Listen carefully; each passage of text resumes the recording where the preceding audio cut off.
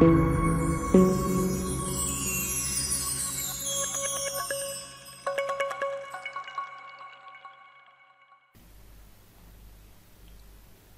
alaikum dear students, how are you?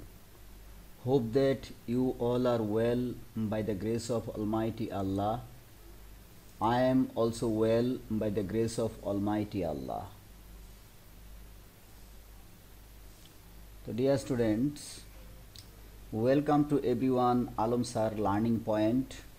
So without delay, sit down to do the class with textbook, notebooks, pen, pencil and necessary accessories etc. So dear students, welcome to our class, today's class.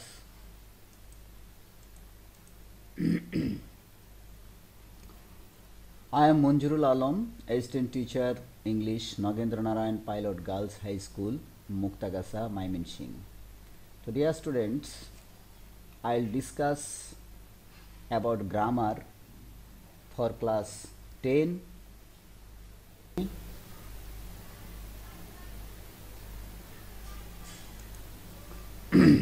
Dear student,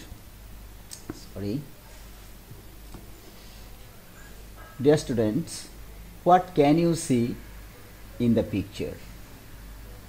You see a part of sentence, that is, we eat so that. Okay, what do you mean by this sentence? It's not a complete sentence, so you have to complete the sentence with a meaningful part of sentence. Okay, now what is this? How you will solve it, how you will complete the sentence? একবার চিন্তা করো যে এই we it so that এইটুকুর পরে প্রাসঙ্গিক কোন অংশটা যোগ করলে সেন্টেন্সটা কমপ্লিট হবে। তো এরকম একটা পরিস্থিতিকে বা এরকম সেন্টেন্সে যদি একটা অসম্পূর্ণ অংশ দেওয়া থাকে, বাকি অংশ সম্পূর্ণ করতে হয়, তাকে আমরা কি বলি? নিশ্চয়ই তোমরা আন্দাজ করতে পারছো। দেখো, we can live, we it so that we can live. আমরা খাই যাতে আমরা বাঁচতে পারি। ওকে, আমরা খাই যাতে আমরা বাঁচতে পারি। এখানে সো দ্যাট এটা হচ্ছে একটা লিঙ্কার। এটা কি? একটা লিঙ্কার। এই অংশটুকু দুইটা ক্লজকে বা দুইটা বাক্যাংশকে কি করছে? যুক্ত করেছে এবং বাক্যটি হয়েছে একটি কমপ্লিট সেন্টেন্সে রূপ নিয়েছে। তাহলে এই যে পরিস্থিতিটা বা যেভাবে আমরা সেন্টেন্সটাকে কমপ্লিট করলাম, এটার নামই হচ্ছে কমপ্লিটিং সেন্টেন্স। ওকে, নাও আমরা দেখে নিই what are we going to discuss today. So dear students, we are going to discuss about complete sentence part 1. আমরা কয়েকটা ভাগে ভাগ করে পড়ব। তা আজকে কমপ্লিটিং সেন্টেন্সের প্রথম পার্টটা নিয়ে তোমাদের সাথে আলোচনা করব। So dear students, if you learn this lesson, you will be able to identify the sentence, identify the definition of completing sentence, identify the method of completing sentence, complete incomplete sentences. তোমরা এইগুলো আজকে শিখতে পারবে। ওকে, তো আর দেরি নয়, এবার তোমরা দেখতে পাচ্ছ what is a completing sentence. এই পর্যায়ে কমপ্লিটিং সেন্টেন্সের ডেফিনেশনটা আমরা একটু দেখে নেব। হি গোজ টু, সে যায় কোথায়? স্কুলে। হি goes to school. He goes, সে যায় school, so that he can learn something, সে স্কুলে যায় যাতে সে কিছু শিখতে পারে।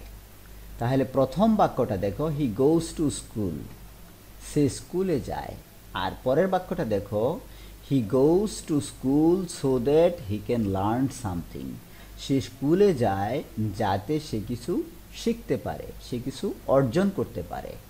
তো এই সেন্টেন্সে একটা জিনিস লক্ষ্য করো, দুইটা সেন্টেন্সের মাঝখানে একটু হলেও কি আছে, পার্থক্য আছে। ওকে, তাহলে আমরা এইটাকে কি বলবো না, কমপ্লিট সেন্টেন্স বলবো না, আর এইটাকে আমরা বলবো কমপ্লিটিং সেন্টেন্স।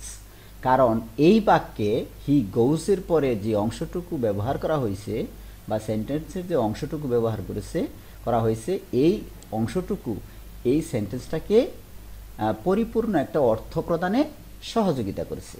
সো এই দ্বিতীয় সেন্টেন্সটাই হচ্ছে completing sentence. It is not a completing, it is a filling in the gap. আমরা সাধারণত এইভাবে ছোটোখাটো ওয়ার্ড দিয়ে আমরা গ্যাপ ফিলিং করি।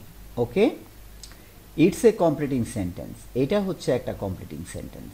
ডিয়ার স্টুডেন্টস, খেয়াল করো, when a part of a sentence is completed with a clause or a phrase is called a completing sentence.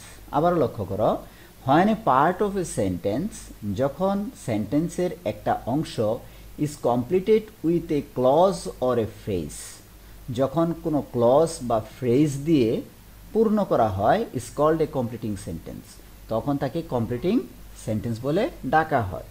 তার মানে school so that he can learn something, এটা হচ্ছে একটা ফ্রেজাল পার্ট।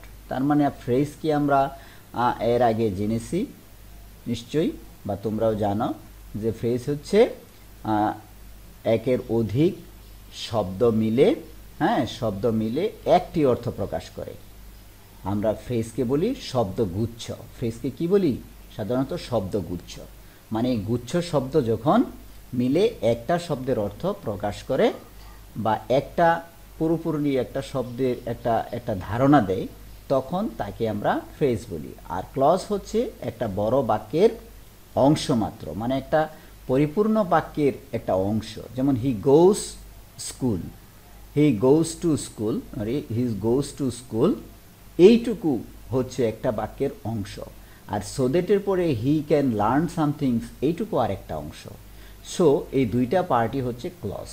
ইতিপূর্বে বা এর আগে তোমরা জেনে থাকবে হয়তো যে ক্লজ বেশ কয়েক ধরনের, যেমন principal clause, subordinate clause, coordinate clause ইত্যাদি।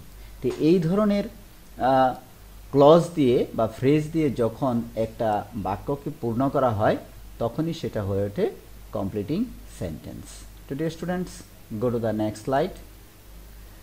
Completing item 1. দেখো, you can see an old man. Use of to plus adjective or adverb plus to plus verb plus extension. আমরা এখন কমপ্লিটিং সেন্টেন্স করতে to plus adjective plus adverb plus to plus verb plus extension এই রুলটা ব্যবহার করব। যেমন the man is টো, এখন দেখো, দেখতেই পাচ্ছ লোকটি কি বৃদ্ধ। তাহলে তুমি যদি এখানে লেখো the man is too old, লোকটি এত বৃদ্ধ, তারপর কি দুই পাশে দুইটা লাঠি দিয়ে বট দিয়ে দাঁড়িয়েছেন, তার মানে তিনি হাঁটতে পারতেছেন না। তাহলে the man is too old to কি দেব, ওয়াক। এই ধরনের বাক্য আমরা দিতে পারি। The man is too old to walk. তোমরা ম্যাচ করে নাও তোমাদের সাথে, অবশ্যই তোমরা সেগুলো পারো, তারপরেও তোমাদের সেগুলো মনে করিয়ে দেওয়া, আর কিছু না। কমপ্লিটিং দ্য ফলোয়িং সেন্টেন্সেস, এখন এই রুলের অনুযায়ী বা according to this rule, using this rule, you have to complete the 3 sentence. He is too dishonest to, you are too short to, the girl was too silly to. তাহলে আমরা জানি, দেখো এখানে টু এর পরে কিন্তু ভার্বের প্রেজেন্ট ফর্ম বসছে। তোমাদের নিশ্চয়ই মনে আছে যে টু এর পর ভার্বের সাধারণত প্রেজেন্ট ফর্ম বসে এবং ভার্ব ইনফিনিটিভ হয়। সো এই 3টা সেন্টেন্স তোমরা অর্থ অনুযায়ী ফিল আপ করবে। He is too dishonest to, সে এত অসৎ যে, সে এত খাটু যে, বালিকাটি এত সিলি যে, ইত্যাদি। Okay, note, completed part must be underlined. এখন তুমি যে পার্টটা কমপ্লিট করবে সেটা অবশ্যই কি করবে, তুমি আন্ডারলাইন করে দিবে। ওকে, এখন দেখো কমপ্লিটিং পার্ট বা আইটেম 2 নিয়ে আমরা এখন আলোচনা করব। Use of too plus adjective, adverb plus for prepositional object plus to plus verb plus extension, এই রুলটা নিয়ে এখন আমরা আলোচনা করব। তো প্রিয় শিক্ষার্থী, দেখো, you can see a tea plate, tea cup and spoon. তোমরা দেখতে পাচ্ছ কাপ ভর্তি বা চায়ে পূর্ণ একটা পেয়ালা এবং সাথে একটা চামচ রাখা, তাই না? তাহলে আমরা এইভাবে করতে পারি, the tea is too hot for me. তাহলে যখন চা পরিবেশন করা হয় সেই মুহূর্তটা চা কিন্তু অত্যন্ত কি থাকে, গরম থাকে, তাই না? তাহলে এই বাক্যটা দেখো, the tea is too hot for me, চাটা আমার জন্য খুবই গরম। তারপরে তুমি কোন অংশটুকু দিলে, মনে মনে চিন্তা করো কোন অংশটুকু তুমি লিখলে এটা একটা পরিপূর্ণ বাক্য হবে। নিশ্চয়ই তুমি সেটা আজ করতে পারছো। টু ড্রিঙ্ক, দেখো এখানে দ্য টি, সাবজেক্টের পরে দ্য টি, ভার্ব আছে ইজ, দেন রুলে আছে টু, তারপর একটা হট, এই অ্যাডজেক্টিভ আছে গরম, তারপরে আছে রুলের ফর, এরপরে আছে preposition personal object, personal object কি আছে, মি। তাহলে পার্সোনাল অবজেক্ট মি, এরপরে আছে আমাদের রুলের two, then verb plus extension যদি প্রয়োজন পড়ে। তাহলে আমরা যদি টু এর পরে ড্রিঙ্ক দিই তাহলে বাক্যটি কমপ্লিট হয়ে যায়। তার মানে চাটা এত গরম যে আমার জন্য পান করা সম্ভব না, ঠিক আছে? আমি পান করতে মানে খুবই এটা গরম। ওকে, তা এখন দেখো, complete the following sentences. The book is too hard for me to, the path is too long for me to, him to, the load is too heavy for them to. তাহলে এইখানে নিচে যে তিনটা ইনকমপ্লিট সেন্টেন্স দেওয়া আছে, তুমি এটা homework করবে এবং কমেন্ট সেকশনে অবশ্যই লিখে দিবে, অবশ্যই লিখে দিবে। তাহলে আমি বুঝতে পারবো তুমি এই রুলটা পুরোপুরি বুঝতে পেরেছ। হার্ড আমরা জানি কি কঠিন, লং মানে লম্বা পথ রাস্তায়, লুট মানে ভার বা বুঝা, আর হেভি ভারী, ঠিক আছে? তাহলে অবশ্যই তোমরা বাক্যগুলোর খণ্ডাংশের মিনিংসটা বুঝতে পেরেছ। এবার আমরা যাব কমপ্লিটিং আইটেম 3-তে।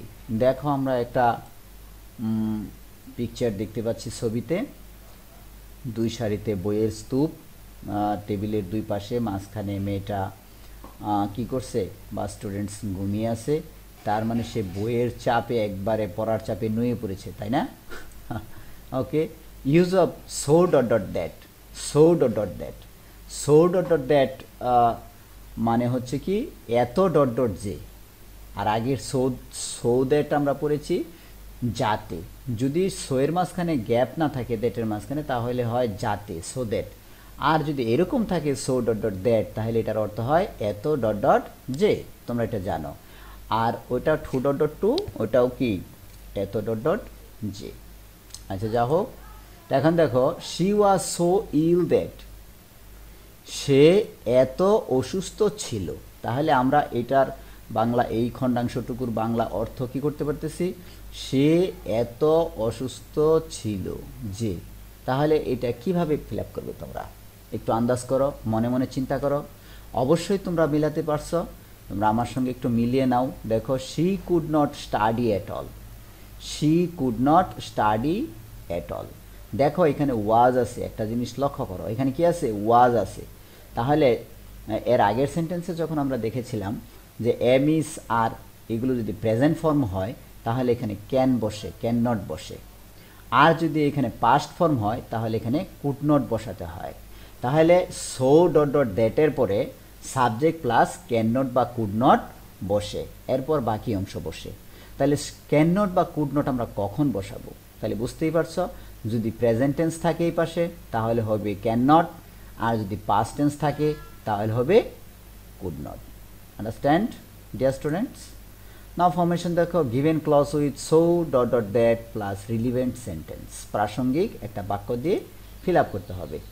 আমরা এখন পরের আইটেমে চলে গেলাম, কমপ্লিটিং আইটেম নাম্বার 4। দেখো, a young student or a child, baby student যাই বলো, সে কী করছে, খাতায় কিছু লিখছে, পড়াশোনা করছে। Okay, use of so oblique in order that, এটার অর্থ যাতে আর এত। তাহলে এটা নিয়ে এখন আমরা কি করব, একটা সেন্টেন্স দেখো, ফরমেশনটা দেখো, given clause with so dot dot, এখানে কি আছে, so that oblique in order that. এখানে সো দ্যাট আসলে এখানে একটু সো দ্যাট হবে, এটা silly mistake, so that oblique in order that plus subject plus can could may might plus verb plus extension. তাহলে কি, যদি সো দ্যাট অথবা ইন অর্ডার দ্যাট থাকে, তারপরে সাবজেক্টের পরে ওই বাম পাশে যে অংশটুকু দেওয়া থাকবে সেই প্রেজেন্ট ফর্ম হলে ক্যান বা মে, আর পাস্ট টেন্স হলে কুড বা মাইট বসবে, তারপর ভার্ব বসবে আর এক্সটেনশন বসবে। তোমরা অবশ্যই মনে রাখবে ক্যান কুড মে মাইট এগুলো হচ্ছে মোডাল অক্সিলারিজ, আর মোডাল অক্সিলারিজের পরে কি হয়, সবসময় ভার্ব ওয়ান হয়। ওকে, বি প্রিপেয়ার্ড সো দ্যাট, তাহলে বি প্রিপেয়ার্ড সো দ্যাট এটুকুর অনুযায়ী পরের অংশটুকু কি হবে, সো দ্যাট মানে যাতে, প্রস্তুত হও। হ্যাঁ, বি প্রিপেয়ার। দেখো, he reads attentively so that, সে মনোযোগ সহকারে পড়ছে যাতে, যাতে সে কি করতে পারে, এখানে রিডস আছে দেখো, তাহলে এই অংশটুকু কি, অবশ্যই প্রেজেন্ট ফর্ম। তাহলে তুমি কি করবে, ক্যান অথবা মে বসাতে হবে সাবজেক্টের পরে। দেখো, he can make a good result, যাতে সে ভালো একটা রেজাল্ট করতে পারে, ফলাফল করতে পারে। ওকে, এখন দেখো dear student, activities, the farmers show good seeds so that, এই পাঁচটা এখন তোমরা নিজেরা করবে। দ্য ফার্মার্স, ফার্মার্স মানে কৃষকেরা, সো বপন করা, তাহলে so good seeds so that, তাহলে তুমি এই এস ও ডব্লিউ সো এই ভার্বটা কোন ফর্মে আছে এটা তোমাকে দেখতে হবে, এটা দেখো। তাহলে দ্য ফার্মার্স যেহেতু আছে এটা প্লুরাল, সো সিডস মানে গুড সিডস ভালো বীজ বপন করে, তাহলে এটা present form. He worked first in order that, in order that অর্থ তোমরা জানো যাতে, তাহলে ওয়ার্কড এটা কি ওয়ার্কের পাস্ট টেন্স, সো এখানে কি হবে, কুড বা মাইট হবে। We eat vegetable so that, it present form, তাহলে কি হবে, ক্যান বা may. They play well in order that, play খেলা করা, হ্যাঁ যাতে ড্যাশ, তারপরে আছে he was so weak that, he was এখানে ওয়াজ আছে, তাহলে কি হবে, অবশ্যই কুড বা মাইট হবে। তাহলে এটা এইভাবে তোমরা ফিল আপ করে নেবে। ওকে, কমপ্লিটিং আইটেম নাম্বার 5, দেখো আমরা একটা আকর্ষণীয় খুবই অ্যাট্রাকটিভ একটা প্লেন দেখতে পাচ্ছি, তাই না? আমারও মনে হয় এরকম তোমাদের সবারই এখন উড়াল দিতে মন চাইতেছে, তাই না? যে যদি এরকম একটা প্লেনে চড়ে আকাশে উঠতে পারতাম। অবশ্যই উঠতে পারবে, ইন নিয়ার ফিউচারে তোমরা অবশ্যই উঠতে পারবে, ভালোভাবে লেখাপড়া করো, তাহলে তোমাকে এইখানে যেহেতু কাজের প্রয়োজনে, পড়ালেখার প্রয়োজনে তুমি বিদেশ ভ্রমণ করতে হবে, তাহলে অবশ্যই তুমি চড়তে পারে। সো মনোযোগ দিয়ে লেখাপড়া করো, তাহলে এরকম একটা বিমানের মালিকও তুমি ভবিষ্যতে হয়তো হতে পারো। ওকে, দেখো, use of provided, provided that, providing that, আমরা এখন এই প্রোভাইডেড, প্রোভাইডিং দ্যাট বা প্রোভাইডেড দ্যাট, আমরা এই রুলটা নিয়ে এখন কাজ করব। দেখো, এটার অর্থ হচ্ছে যদি, provided, provided that are providing that, এই তিনটার অর্থ যদি অর্থে ব্যবহৃত হয়, তাহলে যদি অর্থকে ধরে আমাদের করতে হবে। The plane will take off in time provided, যদি প্ল্যানটি কি করতো, টেক অফ, এটা একটা ফ্রেজ, কতক্ষণ আগে ফ্রেজের কথা বলেছিলাম। দেখো, টেক এবং অফ দুইটা মিলে হচ্ছে টেক অফ, একটা শব্দের অর্থ প্রকাশ করবে। টেক অফ মানে উড্ডয়ন করা, তাহলে প্লেনটি উড্ডয়ন করবে ইন টাইম সময় মতো, প্রোভাইডেড যদি, দেখো ওয়েদার ইজ গুড, আবহাওয়া কি থাকে, আবহাওয়াটা ভালো থাকে, তাহলে আবহাওয়া ভালো থাকার উপর নির্ভর করতেছে বিমানের উড্ডয়ন, ঠিক আছে? তাহলে যদি, আসলে এটা একটা কন্ডিশন, কন্ডিশনাল সেন্টেন্স, শর্তযুক্ত বাক্য, তাহলে আবহাওয়া ভালো থাকার সাপেক্ষে বিমানটা উড্ডয়ন করবে। Normally present indefinite tense is used after provided, provided that, providing that. Present indefinite tense is used, এখানে প্রেজেন্ট ইনডিফিনিট টেন্স ব্যবহৃত হয় এই প্রোভাইডেড, প্রোভাইডিং দ্যাট বা প্রোভাইডেড দ্যাটের পরে, যেমন ইজ হয়েছে। ওকে, দেখো, formation future indefinite tense plus provided, provided that, providing that plus present indefinite tense, এই ফরমেশনে এই সেন্টেন্সটা আমরা ফিল আপ করতে পারি। নাও এখন তোমাদের জন্য এই পরবর্তী 5টা হোমওয়ার্কস অ্যাক্টিভিটিস থাকবে। I will go to London provided that, they will play well provided that, I will take umbrella provided that, he will wait for me provided, he will shine in life provided that। আশা করি তোমরা এই রুলসটা বুঝতে পেরেছ। অবশ্যই এগুলো complete করে comment সেকশনে লিখে দেবে। দেখো completing item part 6। Wow, beautiful boy, সে স্টাইলিশ ওয়াকার মনে হচ্ছে, তাই না? খুব স্টাইল করে হাঁটছে, তাই না? দেখো ইউজ অফ লেস্ট, আমরা LEST লেস্ট শব্দটা এখন এটা নিয়ে আলোচনা করব। লেস্ট অর্থ তোমরা নিশ্চয়ই জানো, এটার অর্থ হচ্ছে পাশে ভয় হয়, মানে এমন কোনো কাজ তুমি করতে যাচ্ছ যে কাজ করলে তোমার পিছনে একটা ভয় থেকে যায়, এরকম অর্থর ক্ষেত্রে লেটস ব্যবহার হয়। দেখুন হি ওয়াক্স ফাস্ট লেস্ট, সে খুব দ্রুত হাঁটছে পিছনে, তাহলে পিছনে যাতে সে পড়ে না যায় বা এই ধরনের একটা সেন্স এখানে কাজ করছে। সো ওয়াক্স, দেখো এখানে ওয়াক্স হচ্ছে, তাহলে আমরা একটু মিলাই নেই। দেখো he should or might reach in time, সে যাতে সময় মতো পৌঁছতে পারে, তাহলে সে দ্রুত হাঁটছে, মানে পাশে এরকম একটা ভয় থেকে যায় যে তার সে যেন সময় মতো পৌঁছতে পারে। তাহলে একটা ফরমেশন লক্ষ্য করো, লেস্টের পর অবশ্যই সাবজেক্টের পরে শুড বা মাইট দিতে হবে তোমাকে, শুড বা মাইট এটা অবশ্যই ব্যবহার করতে হবে। তারপর যেহেতু এই দুইটা মোডাল, তার এরপরে ভার্বের প্রেজেন্ট ফর্ম বসবে এবং একটা রিলিভেন্ট সেন্টেন্স হবে, প্রাসঙ্গিক একটা বাক্য দিয়ে তোমাকে এটা ফিল আপ করে দিতে হবে। Okay, structure assertive sentence plus plus lest plus subject plus should might plus verb one plus extension, এই হচ্ছে এইটার স্ট্রাকচার। দেখো কমপ্লিটিং সেন্টেন্সেস, এরপরে হ্যাঁ একটু লেখাগুলো হয়ে গেছে। দেখো এখানে he ran away fast lest, তারপরে রিড ডিলিজিংলি লেস্ট, তারপরে the thief ran quickly lest, go sharp lest, তারপরে হচ্ছে গো স্ট্রেট দিতে পারো, গো ফাস্ট দিতে পারো, he came to the station quick lest. এই সেন্টেন্সগুলো এরপরে কমপ্লিট করে হোমওয়ার্ক হিসেবে লিখে দেবে। ওকে, দেখো এখন একটু ভালো দেখতে পাচ্ছ নিশ্চয়ই। He ran away fast lest, read diligently lest, the thief ran quickly lest, go sharp or go fast lest, he came to the station quickly lest. Okay, wow, completing item number 7। দেখো বুঝা বলতে কি বোঝায়, আমরা দেখতে পাচ্ছি একটা heavy লুট, তাই না? এত বড় পাথরকে হাত দিয়ে আটকে ফেলেছে, উপরে উঠার প্রাণপণ চেষ্টা করতেছে। তো দেখো এটা আসলে ডাইমেনশন 3D ডাইমেনশন ভাবে তৈরি করা। ইউজ অফ আনলেস এখন এই কানেক্টরস দিয়ে আমরা এখন কমপ্লিটিং করার চেষ্টা করব। তো দেখো আনলেস অর্থ হচ্ছে যদি না, তোমরা এটা অবশ্যই জানো, আনলেস অর্থ যদি না। আনলেস ইউ ওয়ার্ক হার্ড, তাহলে অর্থ কি হচ্ছে, যদি না তুমি কঠোর কাজ করো তাহলে কি you will fail in life দিতে পারো, তুমি জীবনে ব্যর্থ হবে। You will fail in life, তাহলে তুমি জীবনে ব্যর্থ হবে। তাহলে আনলেস শব্দটা এটা কি প্রথমে বসতে পারে, মাঝেও বসতে পারে। You will fail unless you hard work বা ওয়ার্ক হার্ড, এইভাবেও আমরা এটা বলতে পারি। যদি তোমার লিঙ্কারগুলো প্রথমে বসে তাহলে মাঝখানে মনে রাখবা কমা বসবে, মাঝখানে কমা বসবে। আর যদি এই লিঙ্কার বা কানেক্টরগুলো তুমি মাঝখানে বসাও তাহলে কমা চিহ্ন বসবে না, এটা খেয়াল রাখবে।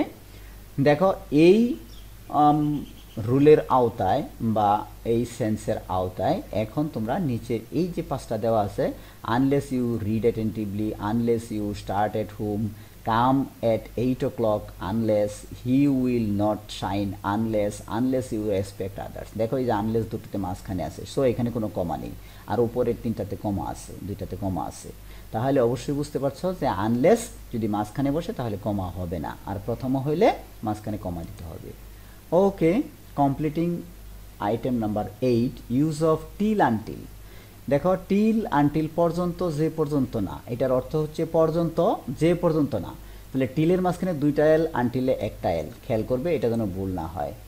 দেখো till until formation given clause with till until plus an affirmative sentence in present indefinite form.